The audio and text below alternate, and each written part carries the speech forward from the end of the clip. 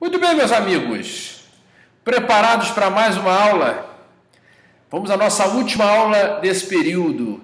Vamos falar um pouco sobre insulina e hipoglicemia antes orais, conversar um pouquinho sobre a fisiopatologia da diabetes e a farmacologia da diabetes, tipo 1 e tipo 2.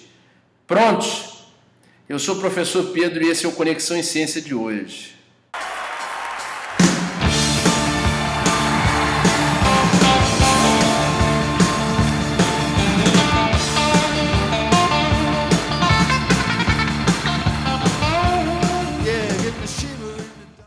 Muito bem, meus alunos, meus queridos alunos, vamos a mais uma aula.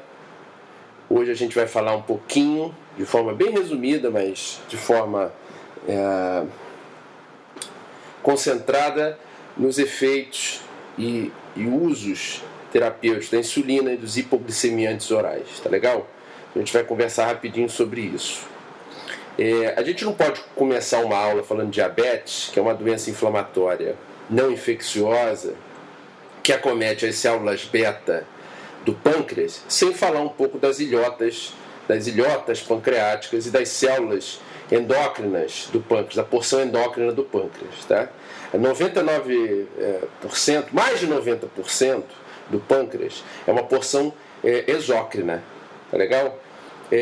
Mas os componentes que são conhecidos como as ilhas ou ilhotas de Langerhans são os componentes endócrinos. E deles a gente destaca as células alfa, secretoras de glucagon, as células beta, secretoras de insulina e amilina, as células delta, secretoras de somatostatina, as células F, ou células PP, alguns livros chamam de células PP, secretoras de polipeptídeo pancreático.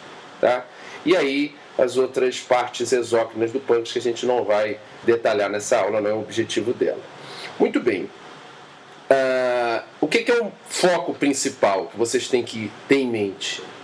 É que nós temos uma corrente regulatória da concentração energética, né, de material, de moléculas energéticas, que o foco vai ser a glicose acima de tudo, mas vamos comentar rapidamente sobre as cetonas, os cetoácidos, e há uma contracorrente regulatória. Então a corrente que regula isso é parte da insulina, amilina, GLP-1, leptina, e a contracorrente regulatória disso é o glucagon, o cortisol, a adrenalina.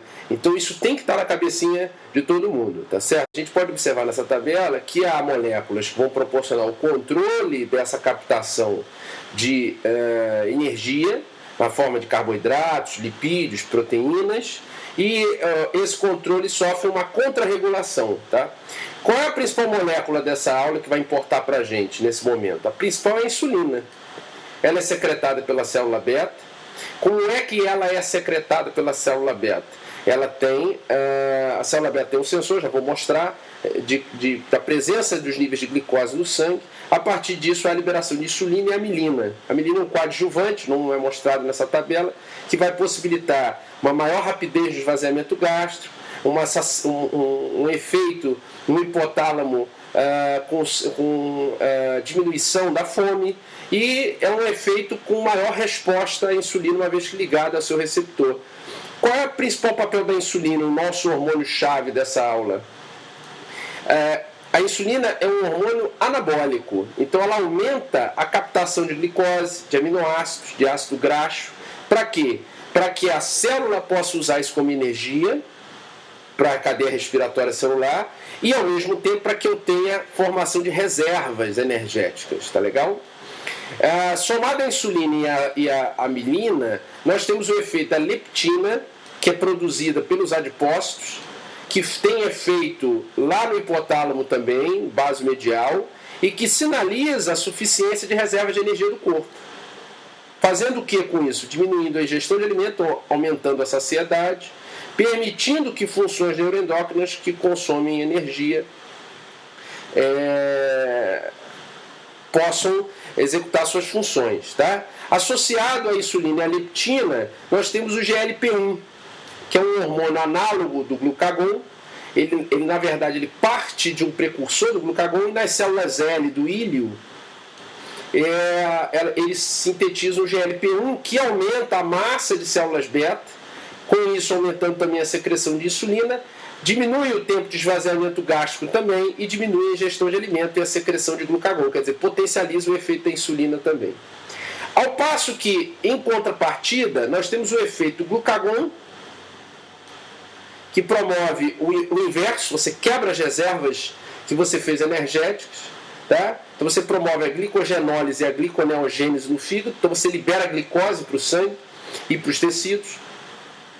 A somatostatina, que é produzida pela célula delta, também no trato gastrointestinal e no hipotálamo, mas vamos focar na célula delta, que diminui a liberação de insulina e também consegue controlar a liberação de glucagon, quer dizer, é um hormônio que regula esse meio termo aí tanto insulina quanto glucagon. A adrenalina, tá, que promove, através de receptores alfas e betas,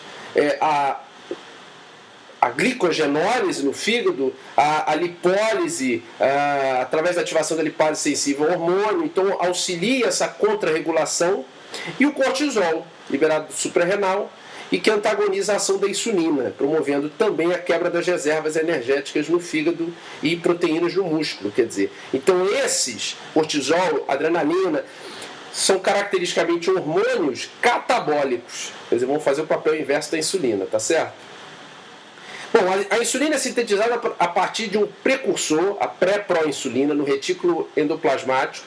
A partir daí ela se transforma em proinsulina no Golgi e vira clivagem em insulina e peptídeo C, que são armazenados nos grânulos de secreção. Tanto é que um dos diagnósticos clínicos de diabetes tipo 1 é o nível de peptídeo C plasmático, porque como ele é liberado junto com a insulina, diabetes tipo 1 é uma doença autoimune que eu tenho destruição das células beta pancreáticas. Então se eu não tenho peptídeo C, corrobora o efeito de eu não ter também insulina, tá certo? Muito bem, como é que é feita essa regulação da liberação de transporte de glicose, né?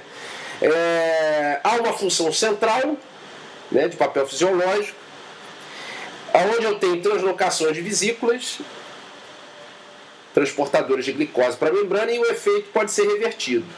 E como é que é feita essa captação? Um dos principais transportadores para a aula de hoje, que a gente tem que lembrar, é o GLUT4. Vamos falar já do GLUT2. O GLUT4 é presente no tecido adiposo, no músculo, e participa da captação da glicose, através dessa translocação para o músculo, para a membrana das células musculares, por exemplo. Tá? E isso é importante para a entrada de glicose na célula. O outro receptor que a gente tem que focar nessa aula é o GLUT2. Está aqui, ó.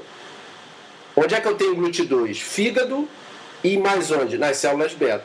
É através do GLUT2 que a célula beta percebe a entrada excessiva de glicose se eu tiver uma hiperglicemia plasmática, e com isso eu tenho maior liberação de insulina.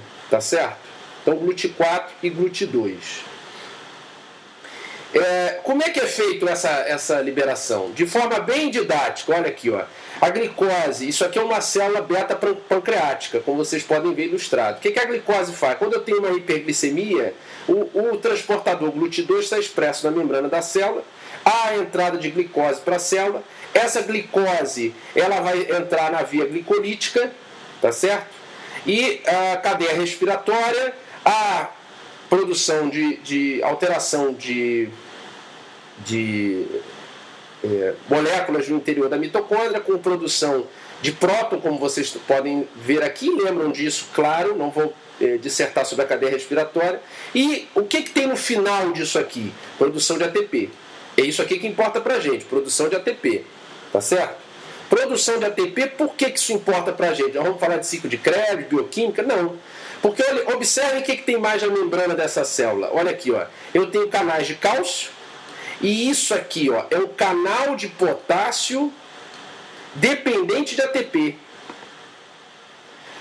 Por que esse canal é importante? Porque quando eu tenho uma diminuição dos níveis de ATP, tem uma relação ATP sobre ADP no interior da célula.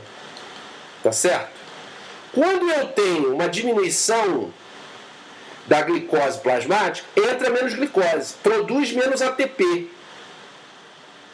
Então eu tenho mais ADP dentro da célula. Quando eu tenho mais ADP, eu tenho abertura desse canal. Entra potássio. Quando entra potássio, a célula hiperpolariza. Quando a célula hiperpolariza, ela não é ativada, não é estimulada. Esse canal de cálcio, ele é fechado. Como não entra cálcio, não tem fusão da vesícula que contém a insulina, nem liberação dessa insulina. Então, de novo, eu tenho baixa concentração de glicose no sangue, entra pouca glicose. Tem pouco ATP, tem mais ADP, o canal de potássio continua aberto, tem a entrada de potássio na célula, hiperpolariza a célula hiperpolarizada não abre esse canal de cálcio, não tem a entrada de cálcio, não tem a fusão da vesícula com a membrana da célula beta. Logo, não tem a liberação da insulina armazenada. Quando é que isso inverte? Quando eu tenho a entrada de glicose, quando eu tenho uma alteração da concentração plasmática de glicose, entra muita glicose na célula, logo eu tenho muito ATP. Se eu tenho muito ATP, obviamente eu tenho o fechamento do canal de potássio, aí eu tenho a despolarização da célula, a abertura do canal de cálcio e eu tenho a fusão da vesícula com a membrana da célula e liberação da quantidade do conteúdo dessa vesícula, que no caso é a insulina. Entenderam? Então esse canal de potássio é importantíssimo, porque alguns antidiabéticos orais vão atuar sobre esse canal de potássio. Fazendo o que com esse canal de potássio? Fechando ele, porque se você fecha ele, você despolariza a célula, entra cálcio e você libera a insulina. Tá certo? Então é esse o mecanismo. Quando eu tenho a liberação da insulina, o que a insulina vai fazer? Ela vai se ligar aos receptores característicos. Esses receptores são receptores de tirosinocinase que vão sofrer autofosforilação, as cadeias beta desses receptores se autofosforilam. E essa fosforilação das cadeias beta permite a fosforilação de diversos substratos, tá? Que são da família das proteínas IRS. Como, por exemplo, a proteína SH2, com domínio SH2, o fosfatidil inositol 3-quinase. Vamos ver aqui a figura para facilitar a vida. Ó. De forma resumida, preciso saber o nome dessas proteínas? É claro que não. Mas olha aqui, qual é o mecanismo? Você tem que entender o mecanismo. A insulina foi liberada lá, quer dizer, fechou o canal de potássio, despolarizou a célula, cálcio, liberou a insulina. A insulina interage com o receptor de tirosinocinase, olha aqui, ó, que tem uma porção extracelular e uma porção transmembrana. Essa transmembrana, que vai do meio extra ao meio intra, são duas cadeias beta, aqui cadeias alfa, de forma extracelular. Intracelular, essa porção intracelular é beta. Essas cadeias beta se autofosforilam umas às outras. Essa autofosforilação permite que proteínas do citoplasma sejam fosforiladas. Proteínas que tenham da família da IRS, SHC. Tá? E isso vai permitir o quê? A ativação de segundos mensageiros, como por exemplo, vou voltar lá. Por exemplo, fosfatidil inositol 3-quinase é esse cara aqui, ó. Fosfatidil inositol 3-quinase. Então é o segundo mensageiro dessa cascata proteica, que foi ativada por fosforilação. Tá, e daí, Pedro? O que significa? Significa que aqui eu tenho o efeito da insulina. Qual é o efeito? Eu ativando essas cascatas de sinalização, eu ativo a mitogênese, que é o crescimento celular, síntese de proteínas, síntese de glicogênio e, olha aqui, ó, eu aumento a fusão, o transporte, a condução dos transportadores GLUT4 para onde? Para a membrana da célula. Por exemplo, uma célula muscular, esquelética, um adipócito. E aí é um transportador que vai captar a glicose, e a glicose dentro da célula ela pode entrar na via glicolítica, liberando energia, produzindo na cadeia respiratória, ou como forma de armazenagem no adipócito glicerídeo do músculo glicogênio. Tá certo ou não? Entenderam?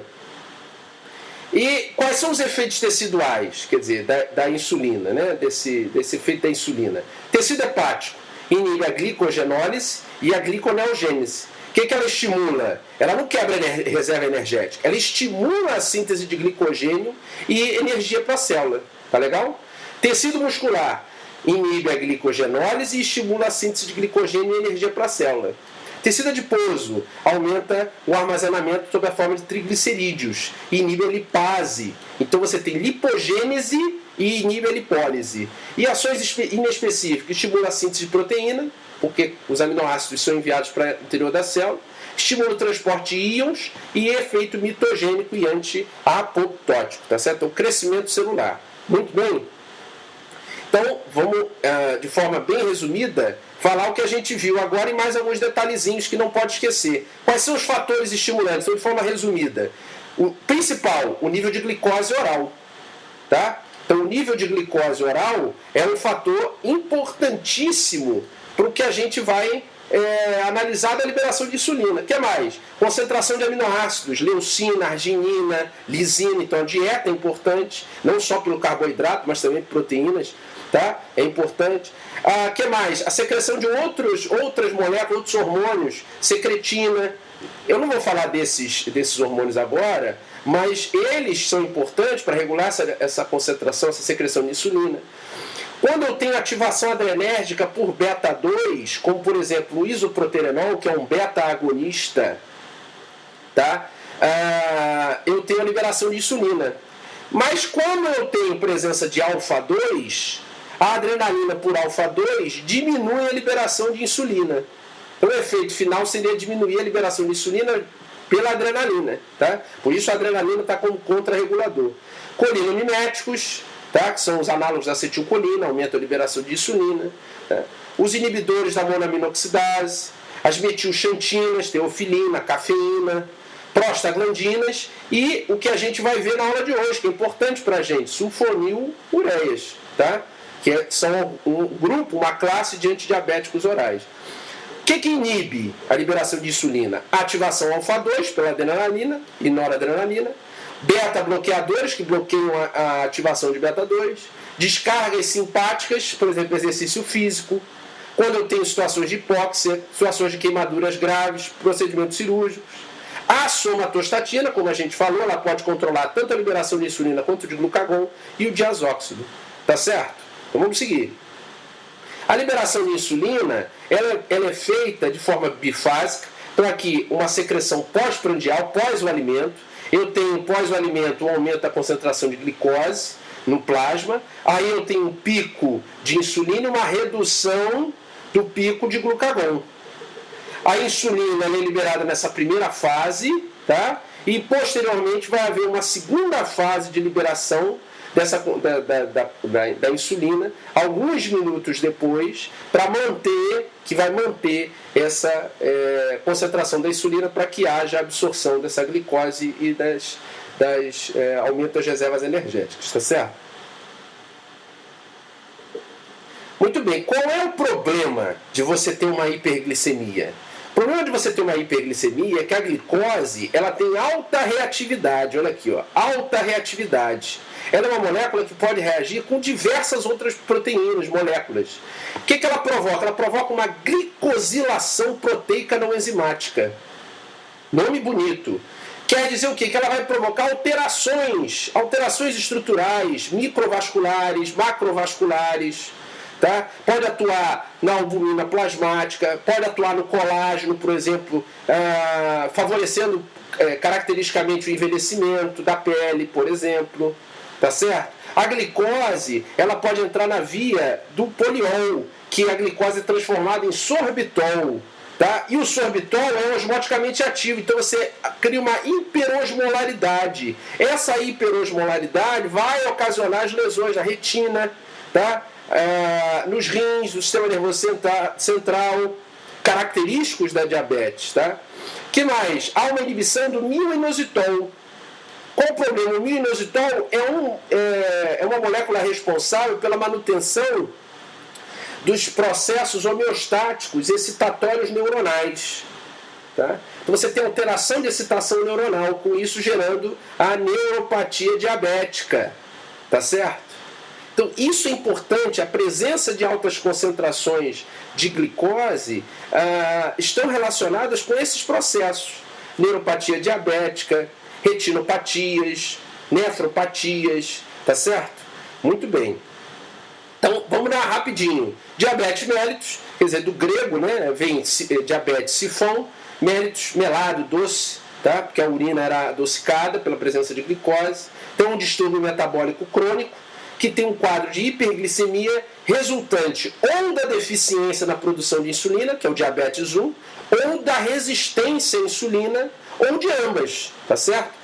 a resistência à insulina, diabetes 2, que pode desencadear uma falência das células beta por esse processo de resistência e acabar levando também a uma deficiência da produção de insulina, tá certo? Quais são os sintomas? Caracteristicamente, sintomas de diabetes tipo 1, mais características de diabetes, das duas, hiperglicemia.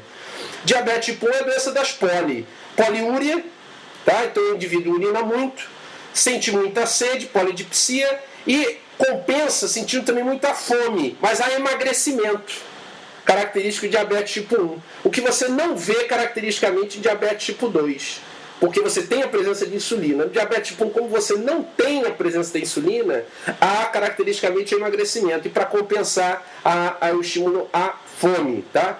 E cetoacidose diabética, característico também muito de quadros de diabetes que levam ao consumo da quebra de triglicerídeos, ácidos graxos, que são degradados em cetoácidos, como o acetoacetato, liberado na corrente sanguínea, pode servir, quando o cérebro não tem glicose, ele pode usar cetoácidos. O problema é que cetoácidos em excesso, eles podem levar à acidose metabólica. E essa acidose metabólica descompensada pode consumir muito bicarbonato e gerar complicações como o desfecho, o óbito desse paciente, tá?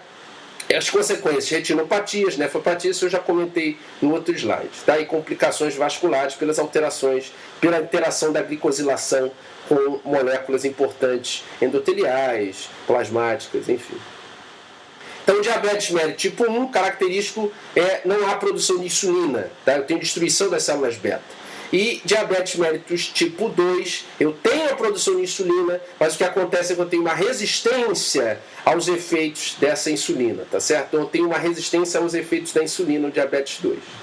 Vamos lá, então 90% dos diabéticos são do tipo 2 e 10% são do tipo 1. O tipo 1 acomete mais jovens, não quer dizer que o tipo 2 também não possa ser ocasionado em jovens. Pode, tá? Cada vez mais pode. Mas a tendência ainda é o diabetes 1 nos mais jovens e o diabetes 2 nos adultos acima de 40 anos, 45 anos. Muito bem.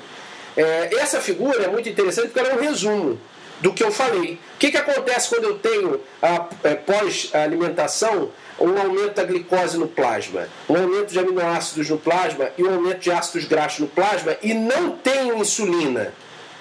É tudo aquilo que a gente falou. Você tem um acúmulo de ácido graxo, tá?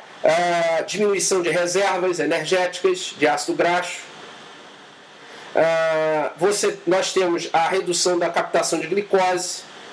E esse ácido graxo em excesso e essa glicose em excesso, essa diminuição da captação de glicose, provoca no fígado a liberação de mais glicose, então produz hiperglicemia. Esse ácido graxo vai para o fígado e provoca mais hiperglicemia. Os aminoácidos, as proteínas não são, os aminoácidos não são captados pela célula, então há quebra de proteínas, o organismo entende que falta alimento. E esse excesso de aminoácido em direção ao fígado vai liberar mais glicose, tá? Os níveis baixos de glicose, o cérebro vai entender isso como uma necessidade de aumentar a alimentação, tá? Porque você está utilizando mal a glicose. Você tem níveis altos de glicose no plasma, mas os tecidos têm níveis baixos de glicose. Então o cérebro com nível baixo de glicose ele entende o seguinte: é hora de comer. Tá certo? E aí eu faço uma hiperglicemia que pode gerar, obviamente, uma acidose metabólica, desidratação, tá?